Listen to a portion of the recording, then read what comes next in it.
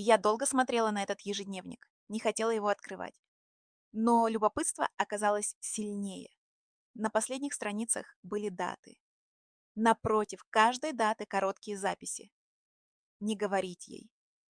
Потерпеть еще немного. Главное, чтобы она не узнала. У меня затряслись руки. Я уже была уверена, у него другая женщина, и именно поэтому он решил уйти. Но потом я перевернула еще одну страницу и увидела название больницы, а внутри лежал медицинский документ. Когда я прочитала диагноз, у меня потемнело в глазах. Я сразу поняла, почему он хотел уйти, но не могла поверить, что он решил сделать это именно так.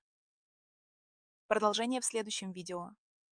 Если вам понравилась эта история, поставьте лайк и подпишитесь. Будьте со мной, впереди вас ждет еще много интересных историй.